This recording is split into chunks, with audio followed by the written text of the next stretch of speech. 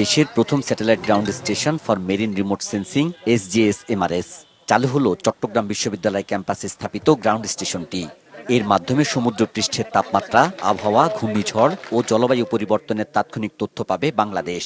পৃথিবীর কি পরিবর্তন হচ্ছে, আবহাওয়া, জলবায়ু কিংবা সমুদ্র, পানি, গাছ, এগুলো নিয়ে হচ্ছে আমাদের স্যাটেলাইটগুলো। কারণ পৃথিবী অনেক এগিয়ে গেছে, এখন শুধুমাত্র সমুদ্রের একটা প্যারামিটারের জন্য কিন্তু স্যাটেলাইট পাঠানো হচ্ছে। চায়না এবং আমরা একসাথে কাজ করব, তারা যেহেতু টেকনিক্যালি সাউন্ড, তারা টেকনিক্যাল সাপোর্ট দেবে, আমরা সকল লোকাল এক্সিকিউটিভ পাওয়ার আমাদের। চট্টগ্রাম বিশ্ববিদ্যালয়ে স্থাপিত এই অত্যাধুনিক কেন্দ্রটি চালুতে বঙ্গোপসাগর ও উপকূলীয় অঞ্চলের রিয়েল টাইম তথ্য মাত্র 10 থেকে 15 মিনিটের মধ্যে পাওয়া যাবে, যা বর্তমানে বিদেশি উৎসের উপর নির্ভর করে পেতে 20 থেকে 30 ঘন্টা পর্যন্ত সময় লাগে।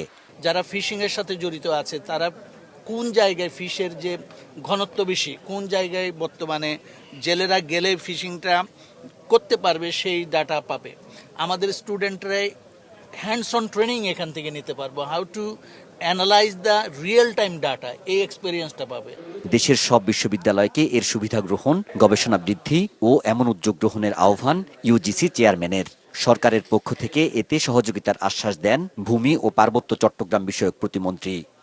আমি প্রত্যেক ইউনিভার্সিটিকে এইসব ডিসিপ্লিন যেখানে আছে তাদের প্রতি আমাদের আহ্বান থাকবে, ইম্পর্টেন্সটাকে বিবেচনায় নিয়ে, ব্লু ইকোনমির ইম্পর্টেন্স বিবেচনায় নিয়ে, ওশনোগ্রাফির ইম্পর্টেন্সটাকে বিবেচনায় নিয়ে আরও বেশি গবেষণা এবং পঠন পাঠন পদ্ধতির মধ্যে তারা যাতে সম্পৃক্ত হন।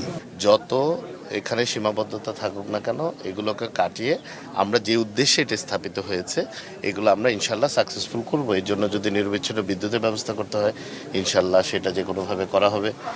যদি ইন্টারনেট, হাই স্পিড ইন্টারনেটের ব্যবস্থা করতে হয়, এখন অনেক প্রযুক্তি এসছে, সেটাও করা হবে।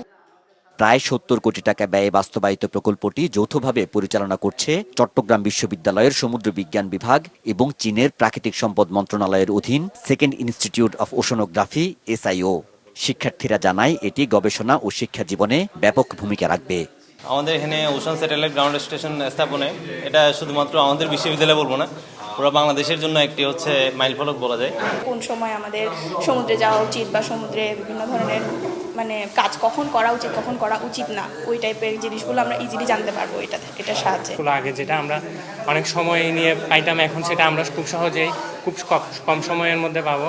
স্যাটেলাইট গ্রাউন্ড স্টেশন হওয়ার কারণে আমরা যে উপকারটা পেয়েছি সেটা হচ্ছে ডেটা খুব ইজিলি আমরা পেতে পারছি।